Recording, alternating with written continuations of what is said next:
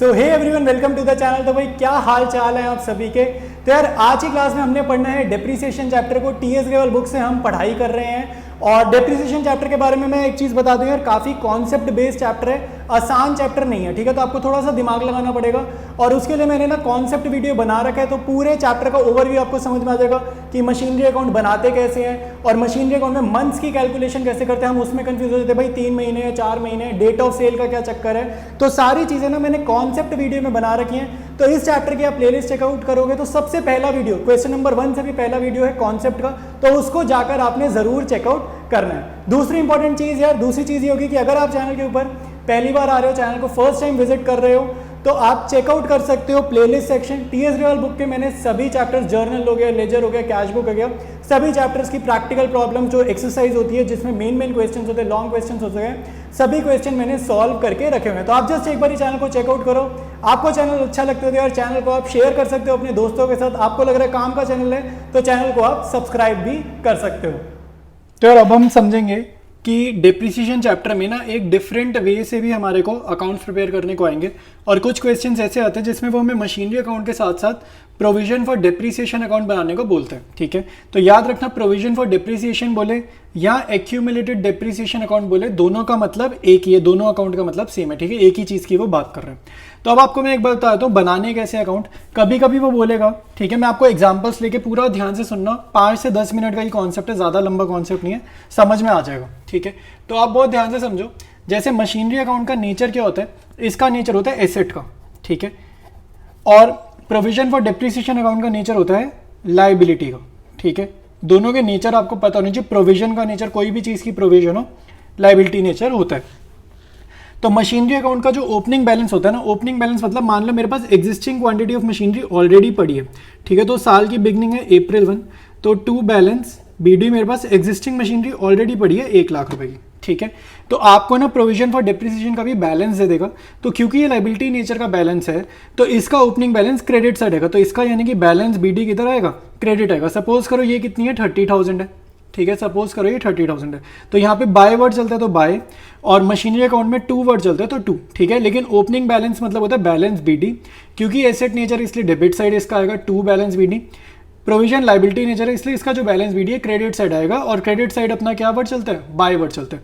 तो ये information question में आपको गिवन रहेगी कि इसका 1 लाख का है और इसका 30,000 का है, ठीक है। अब सिंपल सी एक ही चीज़ जो आपको याद रखनी है, सपोज करो आपका 10% डेप्रिसिएशन लगता है। तो यूजुअली हम लोग कैसे करते थे, मशीनरी अकाउंट जब हम बनाते थे हम लोग कैसे करते थे, ये अप्रैल 1 है, साल खत्म होगा, ईयर एंड आएगा, ठीक है, यानी कि मार्च 31 आएगा, और हम लोग क्या करते थे, हम यहाँ पर चार्ज कर देते थे डेप्रिसिएशन बाय डेप्रिसिएशन अकाउंट, और 1 लाख का 10% 10,000। नॉर्मल सिनारियो में हम ऐसे ही करते थे और फिर हम निकालते थे बाय बैलेंस सीडी, फिर हम ऐसे ही करते थे बाय बैलेंस सीडी। तो ये मैंने आपको बताया नॉर्मल सिनारियो। तो नॉर्मल सिनारियो में क्या होगा, बड़ी साइड का टोटल 1 लाख, वही टोटल कॉपी करेंगे छोटी वाली साइड, और आपका आंसर क्या आ जाएगा, 90,000, ठीक है। लेकिन अब हम ना साथ साथ एक और अकाउंट बना रहे हैं, डेप्रिसिएशन अकाउंट। एक्यूमुलेटेड डेप्रिसिएशन या प्रोविजन फॉर डेप्रिसिएशन ना, डेप्रिसिएशन का एक डेडिकेटेड अकाउंट होता है। डेडिकेटेड अकाउंट का मीनिंग क्या हो गया कि आपको जो डेप्रिसिएशन चार्ज करना है ना, अगर हम प्रोविजन का अकाउंट मेंटेन करेंगे तो आपको जो डेप्रिसिएशन चार्ज करना है वो हमेशा आपने मशीनरी अकाउंट में डेप्रिसिएशन चार्ज कभी भी नहीं करना। आपने ये बाय डेप्रिसिएशन जो भी लगाना है वो हमेशा कहाँ लगाना है, इस वाले अकाउंट में लगाना है, अगर हम ये अकाउंट मेंटेन करेंगे। तो मैंने आपको वही बताया कि यूजुअली नॉर्मल सिनारियो में जब ये हमारे पास नहीं होता था, अगर मेरे पास ये नहीं होता था तब मैं क्या करता था, ठीक है। सपोज करो मेरे पास ये जब नहीं होता था तब मैं क्या करता था, डेप्रिसिएशन यहाँ चार्ज करता था। लेकिन अब मैं प्रोविजन अकाउंट बना रहा हूँ तो ये जो मैंने स्टेप किया ये वाला, ये स्टेप मैं यहाँ नहीं करूँगा, ये स्टेप मैं कहाँ करूँगा, प्रोविजन वाले अकाउंट में करूँगा। और सेम जगह पे मैं इधर लिखता था ना बाय डेप्रिसिएशन, अब मैं इसके नीचे लिख दूंगा बाय डेप्रिसिएशन सेम डेट, वही ईयर एंड वाली डेट, सेम डेट मार्च 31, ठीक है, सेम डेट मार्च 31। तो बाय डेप्रिसिएशन वही 10,000 में यहाँ लगा दूंगा। बस ये चेंज है, एक छोटा सा चेंज है और कोई भी चेंज नहीं है। तो अगर ये चेंज मैंने लगाया है तब क्या होगा, तो मेरा बड़ी साइड का टोटल 1 लाख, वही टोटल है, तो बैलेंसिंग फिगर यहाँ पर अब कितनी आ जाएगी, 1 लाख आ जाएगी। ऑब्वियस सी बात है 1 लाख ही आएगी, क्योंकि मैंने 10,000 की डेप्रिसिएशन तो यहाँ लगाई नहीं, वो मैंने कहाँ लगाई, वो नीचे लगाई। तो अगर मैंने यहाँ लगाई तो यहाँ बैलेंसिंग फिगर कितनी आएगी, तो यहाँ बड़ी साइड का टोटल 40,000 आएगा, ठीक है। बड़ी साइड का टोटल मैं कॉपी करूंगा इधर दूसरी साइड, और यहाँ पर मेरी बैलेंसिंग फिगर क्या होगी 2, यहाँ डेबिट में क्या चलता है 2 वर्ड चलता है ना, तो 2 बैलेंस CD, तो ये मेरी बैलेंसिंग फिगर हो जाएगी और यहाँ पर आ जाएगा 40,000 रुपीज़। ठीक है, तो यहाँ पर वही डेट आएगी, यही ईयर एंड वाली डेट आ जाएगी March 31। आया समझ कि नहीं आया? ठीक है, नॉर्मल सिनारियो ये है, सेल करते टाइम क्या चीज़ करते हैं वो हम क्वेश्चन में देख लेंगे, लेकिन नॉर्मल जो बेसिक चेंज है कि प्रोविजन फॉर डेप्रिसिएशन अकाउंट का मीनिंग क्या होता है, वो ये होता है कि आपको डेप्रिसिएशन मशीनरी अकाउंट में चार्ज नहीं करनी है। कटिंग मैंने जान के समझाने के लिए शो करी है। आपको डेप्रिसिएशन चार्ज कहाँ चार्ज करनी है, उसके एक डेडिकेटेड अकाउंट में। ये डेप्रिसिएशन का अकाउंट है, तो इसीलिए इसको एक्यूमुलेटेड बोलते हैं। एक्यूमुलेटेड मतलब यहाँ पे डेप्रिसिएशन इकट्ठा होता जा रहा है, हम यही डेप्रिसिएशन जोड़ते जा रहे हैं। तो ये 30,000 का क्या मीनिंग था कि अब तक मशीनरी पे 30,000 का डेप्रिसिएशन लग चुका है। इसका क्या मीनिंग है कि 10,000 का और लग गया तो ये प्लस हो गया, तो यानी कि इस साल के एंड तक अब तक टोटल 40,000 का डेप्रिसिएशन लग चुका है पिछले सारे सालों का मिला के। इस साल का 40,000 नहीं है, पिछले सारे सालों की डेप्रिसिएशन अगर जोड़ देंगे तो 40,000 लगी है और इस साल सिर्फ 10,000 की और लगी है। तो ये इसका कॉन्सेप्ट है। ठीक है, तो अब हम करेंगे क्वेश्चंस और देखेंगे कि सेल करते टाइम हमारे को कैसे ट्रांजेक्शन्स लिखनी होती है। ठीक है, तो स्टार्ट करते हैं आज की क्लास का पहला question. Hello everyone, welcome back to the class. तो यार आज हम लोग कर रहे हैं प्रोविजन वाले क्वेश्चन कर रहे हैं स्ट्रेट लाइन मेथड के। ठीक है, तो प्रोविजन फॉर डेप्रिसिएशन अकाउंट काफ़ी एक इंटरेस्टिंग टॉपिक है, बहुत ध्यान से समझोगे तभी आपको क्वेश्चन समझ में आएगा। ठीक है, तो डिस्कस करते हैं एक बारी क्वेश्चन को। तो आपको देखो ये जो 1 अप्रैल का बैलेंस गिवन है ना, इसको हम बोलते हैं ओपनिंग बैलेंस। ठीक है, इसको हम बोलते हैं ओपनिंग बैलेंस। इसका मीनिंग ये होता है कि हमारे पास ऑलरेडी मशीनरी पड़ी हुई है 80,000 की, मतलब ये पहले की खरीदी हुई है। कब खरीदी ये नहीं पता, ये पहले से खरीदी हुई है, तो ये एग्जिस्टिंग मशीनरी है। पहले से हमारे पास 80,000 की मशीनरी पड़ी हुई है। फिर लिख रहे हैं प्रोविजन फॉर डेप्रिसिएशन 36,000, ये भी बैलेंस है। इसका मतलब है अब तक टोटल डेप्रिसिएशन, ठीक है, all time depreciation, total depreciation मतलब ऑल टाइम, अब तक पिछले कई सालों का मिला जुला कर वो कितना डेप्रिसिएशन का अमाउंट है, वो है 36,000। तो ये इसका मीनिंग है। फिर कह रहा हूँ 1 अप्रैल 2022 they sold a machine for 8700, यानी कि सेम डे जिस दिन का बैलेंस गिवन है उसी दिन हमने एक मशीनरी बेची है 8700, तो ये बाय बैंक पैसा आ जाएगा। This machine was purchase for 16,000 इन अप्रैल 2018। तो अगेन आपको लॉस या गेन कैलकुलेट करना होता है, तो आपको रफ में वर्किंग नोट में कैलकुलेशन करना होगा कि जो मशीनरी मैंने 2018 में 16,000 की खरीदी थी वो आज की डेट में यानी कि डेट ऑफ सेल वाले दिन मुझे वो कितने की पड़ी है। फिर उसको कंपेयर करेंगे 8700 से, तो हमें लॉस या गेन मिल जाएगा। तो वही बोल रहा है prepare provision for depreciation and machinery account, और रेट नीचे उसने दे दिया है 10%।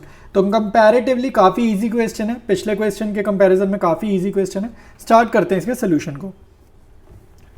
देखो भाई, गिवन इन्फॉर्मेशन मैंने लिख लिया। कह रहा है एक मशीनरी थी, वो हमने खरीदी थी 16,000 रुपीज़ की, और जिस दिन खरीदी थी वो डेट आपके सामने ये लिखी है, और वो हमने सेल करी है, क्या डेट को सेल करी है वो आपके सामने लिखी है, और कितने रुपीज़ में सेल करा है वो भी लिखा है। मुझे सिर्फ ये जानना है, ठीक है, बिना अकाउंट बनाए मैं सिर्फ कैलकुलेशन करके ये जानना चाहता हूँ कि मुझे लॉस हुआ है सेलिंग के टाइम पर या प्रॉफिट हुआ है सेलिंग के टाइम पर। तो हमें ये जानने के लिए क्या करना होगा, मुझे ये जानना है ये जो परचेज करी है मैंने मशीनरी, वो डेट ऑफ सेल को मुझे कितने की पड़ी, मतलब कि मुझे इस पर डेप्रीसिएशन चार्ज करनी है। तो अप्रैल 1, 2018 को वो मैंने 16,000 की खरीदी थी, तो एक साल बाद उसकी वैल्यू थोड़ी सी गिर जाएगी क्योंकि डेप्रीसिएशन चार्ज करेंगे, तो उसकी वैल्यू कितनी गिरेगी, 10% गिरेगी। तो 16,000 का 10% अगर आप निकालोगे तो वो आएगा 1600। तो इसकी वैल्यू पता है कितनी हो जाएगी, 16,000 माइनस 1600, तो ये हो जाएगा 14,400। अब इसके बाद एक साल बाद और इसकी वैल्यू गिर जाएगी, ठीक है, और कितने से गिरेगी, स्ट्रेट लाइन मेथड कर रहे हैं तो ओरिजिनल वैल्यू के हिसाब से करेंगे, यानी कि दोबारा से 1600 से गिर जाएगी। तो लेटेस्ट वैल्यू 14,400 है। अब 14,400 में से 1600 और गिर जाएगी, तो ये कितना आ जाएगा, ये आ जाएगा 12,800। अब इसके बाद अगले साल देखते हैं, ठीक है, एक साल और बीत गया, ठीक है, अभी भी हम डेट ऑफ सेल तक नहीं पहुंचे। तो डेट ऑफ सेल तो 2022 है ना, मतलब अभी ये भी डेट ऑफ सेल नहीं है, तो अब वैल्यू और गिर जाएगी 1600 से, तो अब 12,800 की है, अब दोबारा 1600 से गिर जाएगी, तो ये कितना हो जाएगा, 800 में से 600 गए 200, और 12 में से बन गया 11, तो 11,200। क्या ये डेट ऑफ सेल तक पहुंच गए हम 2021, और डेट ऑफ सेल है 2022, यानी कि अभी भी एक साल बाद एक साल और इसकी वैल्यू गिरेगी। तो अप्रैल 1, ठीक है, और 2022, तो एक साल बाद क्या होगा, 11,200 माइनस 1600, और अब हमारे पास आएगी वो वैल्यू मशीनरी की जो हमें खुद को पड़ती थी, ठीक है। तो अब कंपेयर करते हैं कैलकुलेट करके। इसको सब्ट्रैक्ट करके आ रहा है 9600, ठीक है। तो ये हमारी मशीनरी। अब आप देखो, अब आप कंपेयर करोगे इस वैल्यू को, ये हमारी सेल करने पे जो पैसा मिला, देखो एक मशीनरी थी, वो मुझे खुद को कितने की पड़ी, वो मुझे खुद को पड़ी 9600, ठीक है। आपको ये समझना, मैंने खरीदी तो 16000 की थी, लेकिन क्योंकि डिप्रिसिएशन 10% से लग रही थी, तो धीरे धीरे धीरे धीरे उसकी वैल्यू क्या हो गई, कम होती चली गई, ठीक है। तो पहले 16000 की थी, फिर उसकी वैल्यू हो गई 14400, फिर उसकी वैल्यू हो गई 12800, फिर उसकी वैल्यू हो गई 11200, फिर उसके बाद उसकी अगले साल वैल्यू होगी 9600। तो जिस दिन उसकी वैल्यू 9600 थी ना, मैंने डिसाइड किया उसको क्या करने का, सेल करने का। तो जब मैंने ये 9600 की मशीनरी को बेचा, तो मेरे को उसको कितने में बेचा, मैंने उसको बेचा 8700 में। तो यानी कि महंगी चीज़ सस्ती बेच दी, 9600 की मुझे पड़ रही थी, मैंने सस्ते में बेची, यानी कि मेरा लॉस हो गया ना। तो मेरा लॉस ऑन सेल कितना हो गया, लॉस ऑन सेल हो गया 9600 माइनस 8700 विच इज 900 रुपीज, ठीक है। जब भी लॉस निकालते हैं ना, इस वैल्यू से कंपेयर करते हैं जिसमें डेप्रिसिएशन ऑलरेडी कट चुका होता है। डेप्रिसिएशन काटने के बाद वाली वैल्यू को कंपेयर करते हैं सेल वैल्यू से, ठीक है। ये क्या हमारी सेल वैल्यू, तो इसको कंपेयर करके पता चला मेरा लॉस आ गया है 900 रुपीज का। तो ये फिगर इंपॉर्टेंट है, ये हमारे मशीनरी अकाउंट में जाएगी, ठीक है। दूसरी इंपॉर्टेंट चीज क्या है कि लाइफ टाइम, देखो प्रोविजन वाले क्वेश्चन कर रहे हैं ना, तो लाइफ टाइम की डेप्रिसिएशन निकालनी है। तो हमारे को ये जानना है depreciation of life time on machinery that was sold, ठीक है, on machinery that was sold. तो आपको ये जानना है कि जो मशीनरी आपने बेची उस पर पूरी जिंदगी भर, मतलब जिस दिन खरीदी और जिस दिन बेची, पूरी जिंदगी भर उस पर कितनी डेप्रिसिएशन लगी है, वो अमाउंट जानना जरूरी है। क्योंकि प्रोविजन फॉर डेप्रिसिएशन वाले केसेस में ये लाइफ टाइम वाली डेप्रिसिएशन आपको मशीनरी अकाउंट में भेजनी होती है, जिंदगी भर वाली, ठीक है। तो यानी कि 16000 की थी, देखो 1600 चार बारी लगी ना डेप्रिसिएशन, तो कितनी हो गई 1600 इंटू 4, यानी कि 6400 की डेप्रिसिएशन लग गई है उसकी पूरी जिंदगी भर में। लाइफ टाइम की डेप्रिसिएशन कितनी है 6400, क्योंकि प्रोविजन वाला क्वेश्चन है इसलिए ये हमने निकाला है। तो एक ये सेकंड पॉइंट और एक ये लॉस वाला फर्स्ट पॉइंट। तो फर्स्ट पॉइंट ये रहा, सेकंड पॉइंट ये रहा, ये बहुत इंपॉर्टेंट फिगर्स हैं, और ये सेलिंग का प्राइस है, ठीक है। तो ये थर्ड पॉइंट हो गया। बेसिकली ये तीन फिगर्स ऐसी हैं जो आपके आंसर वाले फॉर्मेट में वर्किंग नोट से जाएंगी। अब हम बनाएंगे मशीनरी अकाउंट और प्रोविजन फॉर डेप्रिसिएशन अकाउंट। एक बात मैं आपको बता दूं, प्रोविजन फॉर डेप्रिसिएशन बनाने को बोले या एक्यूमुलेटेड डेप्रिसिएशन बनाने को बोले, बात एक ही है, ये एक ही अकाउंट होता है। मशीनरी अकाउंट हमारा एसेट नेचर का अकाउंट है, तो इसका जो ओपनिंग बैलेंस है वो इधर आता है डेबिट साइड। तो यहाँ पर ओपनिंग बैलेंस क्या होगा, टू बैलेंस BD, ठीक है।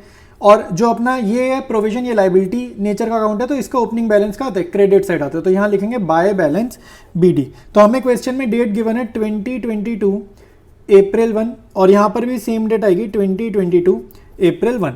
तो मशीनरी का ओपनिंग बैलेंस हमें क्वेश्चन में गिवन है 80,000 रुपीज़, ये क्वेश्चन से देख रहा हूँ, और प्रोविजन का गिवन है 36,000 रुपीज़, ठीक है। ये मैंने सारा यहाँ डिटेल्स लिख दिया। तो डेट ऑफ सेल मेरे पास क्या गिवन है, डेट ऑफ सेल मेरे पास यही गिवन है जो आपके पास ये है। तो सेलिंग आपको पता है हमेशा इधर करते हैं ना, कोई भी क्वेश्चन हो 2022 अप्रैल 1। तो सेलिंग के टाइम पर तीन ट्रांजेक्शन्स कौन सी आती है भाई, एक आती है बाय बैंक कि कितना पैसा मिला, एक ये आता है, एक आता है लॉस, लॉस हम वर्किंग नोट में निकाल चुके तो हमें पता है लॉस ही हुआ है, तो बाय लॉस ऑन सेल। तीसरा आता है डेप्रीसिएशन। तो यूजुअली हम यहाँ पर ना लिखते हैं खाली डेप्रीसिएशन, बट क्योंकि प्रोविजन वाला क्वेश्चन है तो यहाँ पर मैं क्या लिखूंगा, लाइफ टाइम की डेप्रीसिएशन, ठीक है। यहाँ पर मैं कौन सी डेप्रीसिएशन लिखूंगा, लाइफ टाइम की डेप्रीसिएशन ऑन सोल्ड मशीनरी, जो बिक रही है मशीनरी सिर्फ उसकी। और यहाँ पर मैं खाली डेप्रीसिएशन नहीं लिखूंगा क्योंकि प्रोविजन वाला क्वेश्चन है, तो मैं यहाँ लिखूंगा बाय प्रोविजन फॉर डेप्रीसिएशन। और कौन सी डेप्रीसिएशन, लाइफ टाइम वाली, ठीक है। तो ये तीनों की आइटम्स, ठीक है, ये तीनों की जो डिटेल्स हैं वो मैं वर्किंग नोट से उठा के लिखूंगा। तो लॉस मेरे को 900 का हुआ है, लॉस के सामने लिख देता हूँ। ये बेची कितने में, ये बेची गई है हमारी मशीनरी 8700 में, ठीक है। ये इन्फॉर्मेशन हमें क्वेश्चन में भी गिवन है, तो 8700 में यहाँ लिखूंगा। और उसकी लाइफ टाइम की डेप्रीसिएशन मैंने वर्किंग नोट में निकाली है 6400, वो मैं यहाँ लिखूंगा। ये तीनों डिटेल्स मैंने वर्किंग नोट में आपको अभी अभी मेंशन करी थी, ठीक है।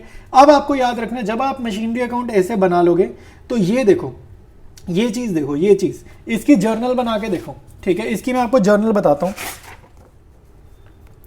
इसकी जर्नल देखो, इधर देखो, ये जो जर्नल है इसको रीड करेंगे, क्या लिखा, बाय प्रोविजन फॉर डेप्रिसिएशन। अगर ये अकाउंट में जर्नल रीड करेंगे, इसकी जर्नल ऐसे नहीं पढ़ेंगे, provision for depreciation debited to machinery, इसकी जर्नल ऐसे नहीं रीड करोगे, provision for depreciation account debited, यहाँ से रीड कर रहा हूँ, अकाउंट देखकर जर्नल रीड कर रहे हैं, टू मशीनरी ये रीड करेंगे हम, तो ये कितना हो जाएगा 6400, ठीक है, ये जर्नल हुआ ना इसका। तो अब आप देखो मेरे को प्रोविजन फॉर डेप्रीसिएशन अकाउंट भी तो बनाना है। अगर मैं मशीनरी अकाउंट में ये एंट्री कर रहा हूँ और यहाँ से ये एंट्री उठाकर मैंने लिखी है, तो मैं प्रोविजन फॉर डेप्रीसिएशन में बना रहा हूँ। तो इस जर्नल की पोस्टिंग, जब आप लेजर चैप्टर करते थे, हर जर्नल एंट्री की पोस्टिंग दो दो जगह नहीं जाती थी, दो दो अकाउंट में, तो एक ही अकाउंट है, इससे मैंने जर्नल देखा। तो प्रोविजन फॉर डेप्रीसिएशन में भी तो लिखूंगा to machinery, provision for depreciation में भी तो मैं यहाँ पे लिखूंगा ना टू मशीनरी, तो मैं यहाँ लिख रहा हूँ टू मशीनरी, इसी जर्नल को देखकर मैंने यहाँ लिखा टू मशीनरी। और अमाउंट क्या देखो, अमाउंट है 6400। बेसिकली ये जो जर्नल है उसका इफेक्ट यहाँ पर ऐसे आएगा 6400, और डेट की कॉलम में सेम डेट, तो 2022 अप्रैल 1, ठीक है। ये चीज़ आपको मैंने समझाई है, और ये जर्नल, ठीक है, इस जर्नल को देखकर ये दो एंट्रीज करी हैं। इसके बाद हमें सिर्फ ये जानना होता है कि हमें अकाउंट को क्लोज करना है। अब आपका काम हो चुका है, सारा काम हो चुका है, अब आपको सिर्फ अकाउंट को क्लोज करना आना चाहिए, ठीक है। तो क्लोज कैसे करते हैं भाई, डेप्रीसिएशन चैप्टर में हम क्लोजिंग करते हैं ईयर एंड पे। तो 2022 अप्रैल 1 है, तो ईयर एंड कैसे होगा 2023 मार्च 31। और ईयर एंड ऐसे ही नहीं करते, ईयर एंड करते हैं डेप्रीसिएशन चार्ज करके, हम डेप्रीसिएशन चार्ज करते हैं। लेकिन क्योंकि प्रोविजन फॉर डेप्रीसिएशन अकाउंट बन रहा है, ये एक डेडिकेटेड अकाउंट होता है जिसमें सिर्फ डेप्रीसिएशन चार्ज करते हैं। जब भी डेप्रीसिएशन चार्ज करेंगे मशीनरी अकाउंट में नहीं शो करेंगे, कहाँ शो करेंगे, प्रोविजन वाले अकाउंट में डेप्रीसिएशन चार्ज करना हम शो करेंगे। डेट वही आएगी ईयर एंड की, ठीक है।